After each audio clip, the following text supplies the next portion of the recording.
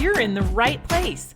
This is the Eatfluencer Podcast, and I'm your host, Dr. Maggie Landes. Together, we are going to unpack everything about eating and discover the what, when, and how that will let you lead your best life. This is not your doctor's conversation about nutrition. Today is when you can start to love eating again. Let food be food and you be you. Get ready to get eatfluenced.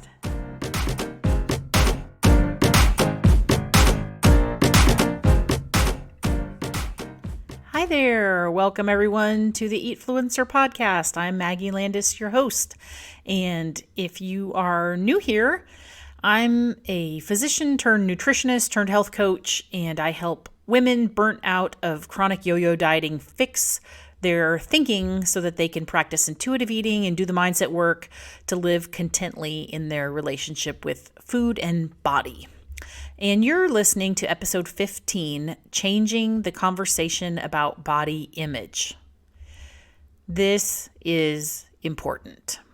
This is the first episode I've done talking about body image, but it will not be the last because this is a conversation we have to continue having as we teach people about the sort of scientific fallacies of diet culture. We also really have an obligation to help our sisters understand what are the body image struggles that we have as a result of diet culture, and how we can kind of untangle some of that, because we've got to do this. This is important work. I have some guests coming up in future podcasts who are body image professionals. I mean, they basically have a career now as therapists and psychologists that work with women and body image issues. And we're going to do some interviews in the future that you'll think are really interesting. But for today, we've got to talk about this and introduce the idea that this is a very toxic byproduct of diet culture and chronic dieting.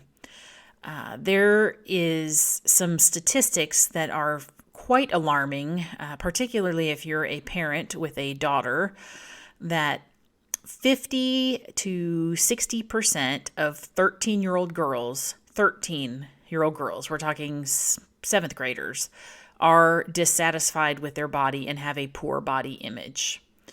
That number goes up to 80 to 85% when they're 17.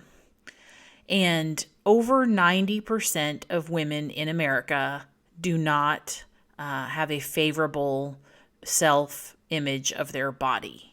90%.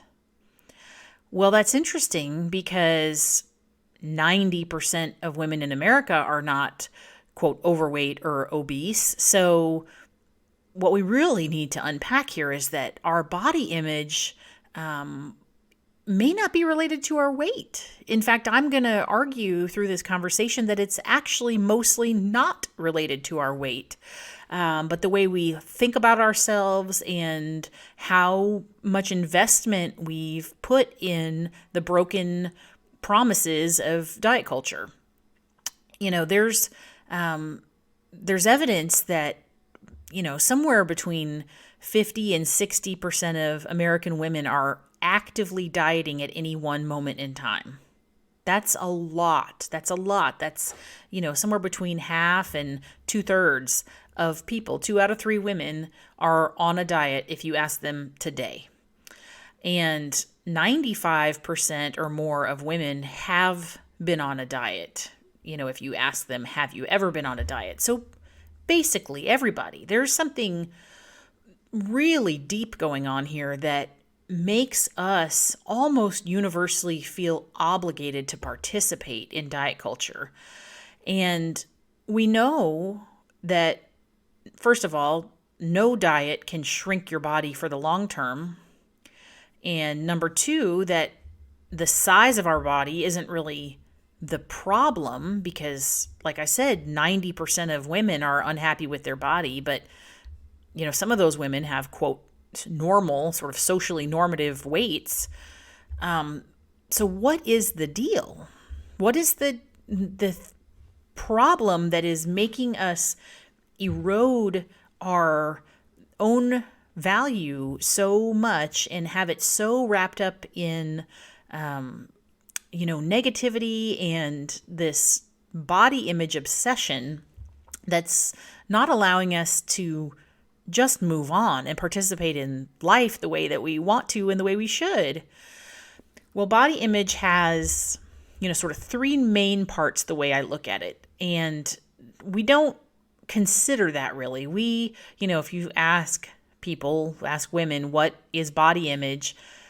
I think most people are thinking of the way they look in the mirror, like literally the mirror reflection, the two-dimensional data points of what they look like. Your size, your shape, your color, your skin, your hair, your, everything like that, that's body image. But those sort of data points, if you want to call it that, or those objective features, is not the main part. Really, our body image is more tied into the other two parts, which is the mental and cognitive response we have to the visual appearance, how we think about our looks, how we think about our size and shape, and then the emotional fallout from those thoughts.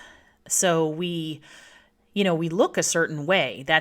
We just look the way we look. The same reason that some people have blue eyes and some people have brown eyes and some people have dark skin and some people have light skin. This just is the way you look. But the way we think about it and the way we feel about it is the part that's really influenced by and tied to this cultural idea and these normative beliefs that we have taken as absolute truths. And really the ease and acceptance that where we place ourselves in society based on these thoughts. All three of these, both, the way we physically look and our thoughts and feelings about it affect our behavioral responses. That's how it works. That's how the brain works, is that you have a thought, you hold on to your thoughts long enough, they become beliefs. Your beliefs create emotions, and then your emotions drive you to action and you get a result. That's just how it works. I didn't make that up. But the truth, the real fact is that only probably between 1 and 2% of women, so like 1 out of 100 or 1 out of 50 women has the actual genetic and biologic capacity to physically be the reproduction of the quote ideal body. I mean, I'm talking the quote normal height, ideal weight, muscular build, lean-bodied, healthy, able-bodied woman, the sort of Barbie doll version that we're all trying to get to. But really, truly, 49 out of 50 or 99 out of 100 women cannot do that, can literally, physically not do that because of their genetic makeup, because of their body type, their structure, their ethnicity. It's just not possible. And the other thing that's really, really concerning is that 80% of women actively fear being overweight or getting fat or gaining weight. I mean, real, true, built-in fat phobia. So 1% of the population has the potential to look like the magazine cover, and 80% of us are afraid that we're not going to be the magazine cover. Well, that is a setup for disaster. I mean, that pure weight stigmatization, fat phobia, we're not going to get out from under that with a belief system that we all have the potential to look exactly alike. And we're trying to achieve these things for external reasons, not internal reasons or health reasons, and do not even sell me that you need to be thin to be healthy. That is a whole nother can of worms. And I want you to put that thought on pause for a second. Next week's episode is literally about that conversation, the uselessness of weight and BMI when talking about health. But don't fall into the trap that diet culture sells you that thin is health, because that's just not true. But in order to really heal our thinking about this and repair our body image issues, we need to go deeper under the surface. And the truth is that fat is not a feeling. Fat is just a thing. It's a noun. It's an object. It's not a feeling. What are we really feeling when we say we are afraid of gaining weight? We don't want to be overweight. We don't like the way we look. The truth is, as humans, we have a very limited capacity to sit with uncomfortable feelings. And that's a primitive response to avoid danger, to crave safety and sort of not rock the boat, not disrupt the needs we have to fulfill on a very physical level. I mean, cavemen and earlier than that didn't really have time to sit around and think about their feelings because they were trying to make sure they had enough food to eat and water to drink that they didn't die. But we live in a luxurious time where we don't have to, most of us, worry about those very, very basic needs, but yet we still divert ourselves away from our feelings because it's uncomfortable. But we need to sit in that and start working through them in order to change them, because avoidance is not the answer. We, don't acknowledge anything going on the inside, and we continue to sort of propagate this superficial commentary about our body image and the cellulite and the fat rolls and the acne and the this, and do all these short-term diet type culture activities and quick fixes. But we're not acknowledging what's going on the inside, which is the only place where this healing is going to start. So I want to talk a little bit for a minute here about body positivity. I don't know what you think of when you hear the term body positivity.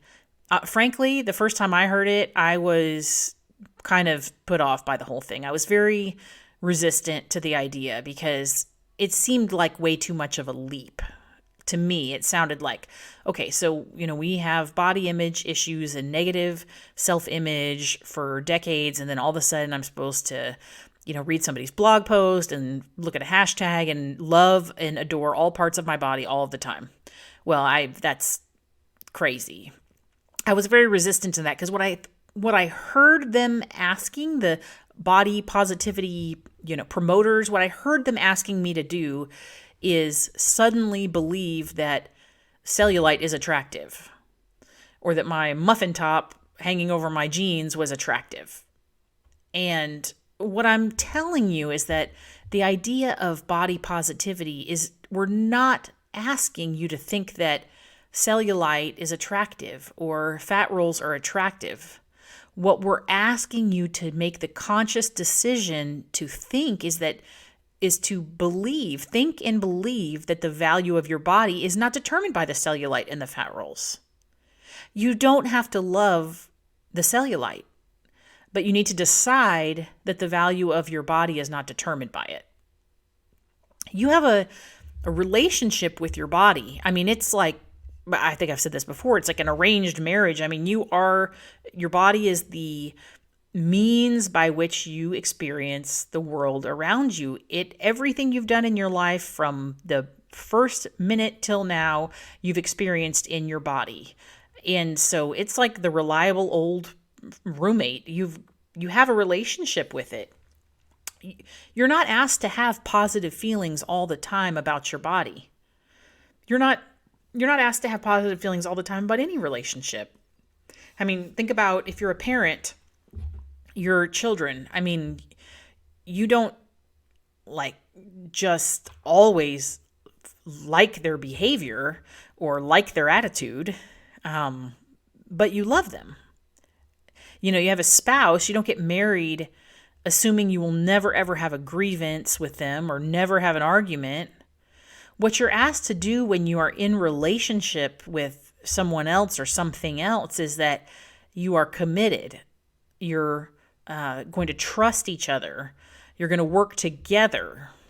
That you'll have a certain level of communication and respect, and that you will accept the existence of the other party as, having some value to you. That's what we're asking about your body. Your body image cannot be conditional. You can't, only have a good body image when you're thin, or when you wear a size X, or when you lose X number of pounds. That doesn't work. You don't only love your kids if they put away their laundry. But diet culture kind of warps this and makes you think that, you do whatever they tell you to get to that smaller, shrunken body. Then you will have a positive body image. Then everything will change. Then things will happen in a good way. But you're never going to break this cycle if you keep playing into that. You can't dislike yourself to the point of forcing love. So in another way, saying that you can't use this oppressive, restrictive, narrow-minded, rigid, punishing technique of dieting to get a positive result or a positive outcome. It doesn't work that way. And then the result of that whole attempt failing is that then you have more negative feelings, more, binge eating and going back and forth and weight cycling and grasping for the next thing, and you're fighting against your biology. It's just, this is what I do, is I teach women to stop that, because it's normal to have negative thoughts about your body. All of us do, all of us, including the quote body positive advocates, including nutrition professionals, including the anti-diet, professionals. That's normal. But the difference with us, and maybe some of you that are struggling with body image, is that we have a deliberate, composed response to those fleeting thoughts, so that we can still have a productive, kind, and respectful relationship with our bodies. We don't let that spiral get out of control. That's all that body, positivity really means to me, is that your body is worthy, and that the worthiness is independent of your appearance, your ability, your size, your color, your shape, any of that sort of thing. That's all it means. It doesn't mean we'll always love every aspect of our body, or we will never have a negative thought. The difference is that you have control of the outcome. That's the difference. But this is a set of social beliefs that I'm kind of challenging here, and it needs a lot of challenging. It needs a lot of change. We need to have these conversations about the media, have conversations about weight stigma in the healthcare system, have conversations about the messaging that we're giving our children, about public health policies, all these things. But for the purpose of this conversation, I want this to be really simple. I just want you to understand that a positive body image does not immediately mean that you love acne and cellulite and fat rolls. It means that you're open to the idea that the value of your body goes beyond these things.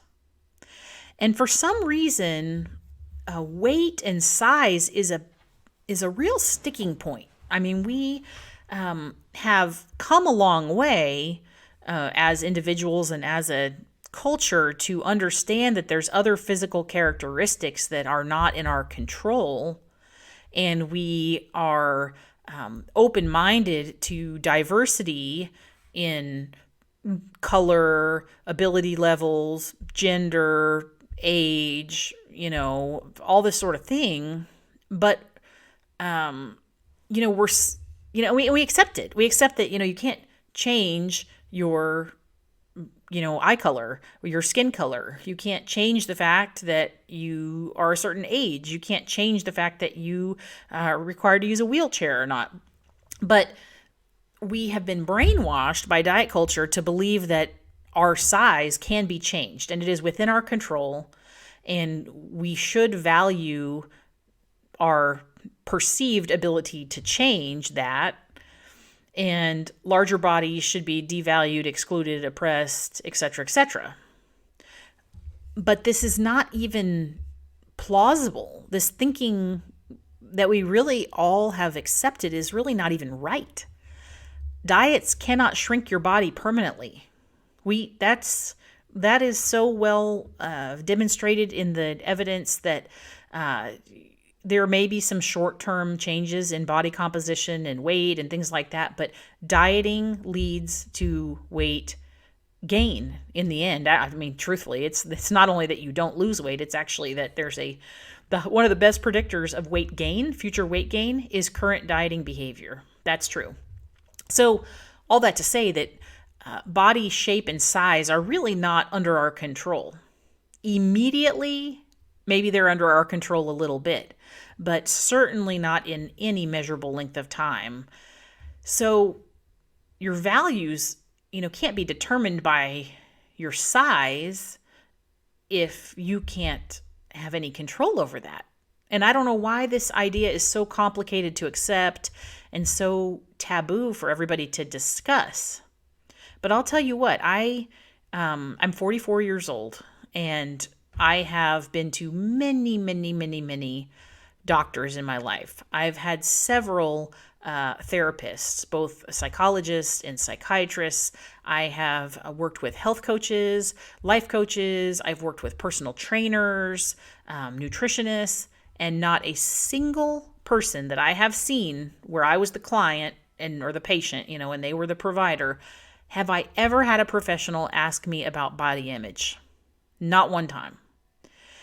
And that's really negligent if we're going to get the big picture. We've got to have these conversations.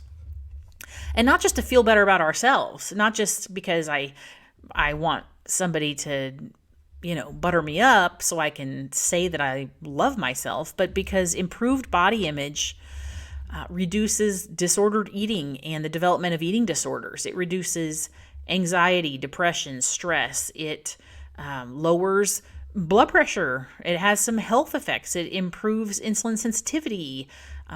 It gets people connections out of isolation. They become productive. They communicate. They become part of their communities. They start giving back what they have to offer the world. They can do the things, be productive. There's less attachment to this mysterious, unattainable female figure that social media and marketing and the food industry and the diet industry thinks that we need to attain.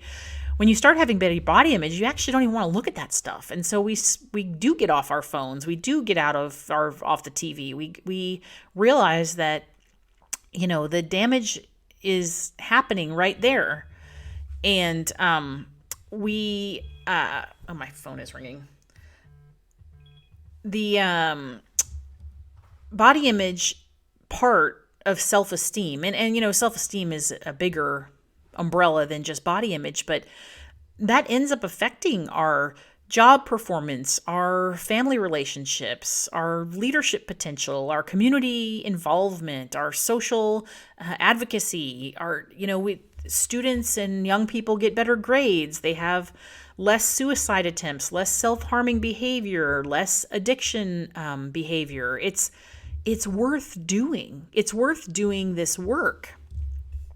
So what the body positivity movement, and it's just a term. I don't even know that I like the term body positivity, because it does give this reflex thinking that you have to love your physical body, and that's not what it's asking, but it accepts that bodies are worthy. All bodies are worthy. There's a broad concept of beauty, and that really the celebration of self and appreciating what your body can do and what it has done for you is the cornerstone of that, not your reflection in the mirror.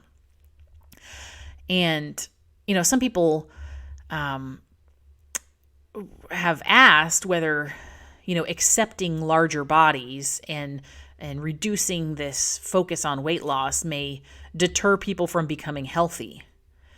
But that is not what is proven to be the result. I mean, the research and the evidence really suggests that building self-confidence, positive body image, a sense of body neutrality, appreciation for, our abilities does improve our mental health, our emotional health, reduces all those things, stress, anxiety, depression, all that kind of stuff I mentioned before, and may even reduce obesity itself. This quote, obesity epidemic we're fighting, that's another conversation, but we may be just shooting ourselves in the foot by thinking so negatively about ourselves. We're actually thinking ourselves into unhealth. We can really achieve a wider breadth of our health goals if we really start unpacking some of these issues and are willing to talk about it. Because the thing is that it has to start with conversation somewhere. And there's lots of people willing to have that conversation, but you've got to find them. They're kind of tucked in the corners because the MO on the street is we don't respect and condone fatness, and we don't think that larger bodies are deserving the way that smaller bodies are, and that to be a good person, you have to value thinness and have weight loss as a personal health goal. But how are you going to start working on this? All right. We need to get together. I mean, you need to have these conversations so that we can speak up and speak out for each other and really start changing the narrative, the cultural narrative of weight stigmatization and fat phobia. But a couple of things you can start doing for yourself. If this is too much of a stretch, I understand. I understand it's uncomfortable because you've never thought about this before, but think of your body, at least in a neutral sense, as a tool, and create a kind of inventory of all the things that you've done in your body. And that's things that maybe your body has physically done. If you've overcome a disease, if you've had a baby, if you've run a marathon, that sort of thing. But all the things you did, that job promotion you got, you were in your body right now. That really awesome, vacation you took, you were in your body right now. The relationship that you had with your parents, with your spouse, whatever, it's your body was the vessel that you experienced all this in. So start, just making a list, honestly, of ways that you can at least respect in a neutral manner what your body has done for you and continues to do. All right. And on the flip side, create a list of people you admire, people who you look up to, people that you really see as valuable participants in the world, whether that's in your immediate family, your culture, on a much larger scale. What part of your respect for them is built on their body shape and size? And I will venture to say that it is probably limited to none, because you realize in other people that their accomplishments and success are not, rooted in their physical appearance or their body size, but we have very challenging time applying that to ourselves. And then, the third thing is really try to reframe your inner dialogue. That if you are saying things about yourself and about your body, and that may be saying in a, not with words necessarily, but thinking to yourself, would you say it to somebody else? If it's something that you wouldn't say to your coworker or your child or your grandmother, because it's derogatory and condescending, then don't say it to yourself. We have some level of respect with other people, but we've lost that in this regard, at least with ourselves. So, if you can't have a positive body image, if you can't even have a neutral body image, and that's just I'm stretching the thoughts too far, at least start thinking about having a respectful relationship with your body, because we're tied to it. You're tied to it the way it is, and you can't wait for it to change to then engage in that relationship. You are already in that relationship, and it's your choice what the, sort of temperature of that relationship is. Okay? This is a lot. This is a lot to do. You need people that will help support you through this transformation, because I've said it before, diet culture thrives on us being isolated with our thoughts, on believing this false narrative. And as soon as you start having these conversations with other people and bringing it out into communities, into the light, it all falls apart. It really does. I have a monthly membership community called the Chew Crew. I will put the link in the show notes of how you can access information about that. We do daily, weekly, monthly coaching. There's lots of features of that, and you can go to my website, maggielandesmd.com, and read all about that. If I'm not a good fit for you, that's fine. Find somebody else. But I would encourage you to really reach out to other people who want to do this work and be in a motivating group of women, particularly, that are being realistic about how we treat ourselves and how we can start improving our body image, and how that's tied into our dieting behavior, which is tied into our health outcomes, and all these things are interrelated, and that interrelatedness is really what we need to start speaking up about. So I hope you've enjoyed this episode. Like I said, in the future, this is not the last conversation about body image. I've got guests lined up that are going to do this concept far more justice than I have probably done here, but at least this is a place for you to start, and I appreciate you joining me. As always, if you have liked this episode and you go to your podcast platform, please leave a rating or a review. That really, really is not just a ego massaging maneuver for myself. That is the way that this podcast gets ranked higher, so that people can see it, so that women can hear this message, because this is so important. All right. I appreciate your time today. Thanks for being here, and we'll see you next week. Thank you so much for being here today. If you love what you've learned, follow me on social media at Maggie Landes MD, and you'll never miss a thing. You can also check out my website at maggielandesmd.com and sign up to be part of our community of eaters. Thanks again for stopping by. We'll talk again soon.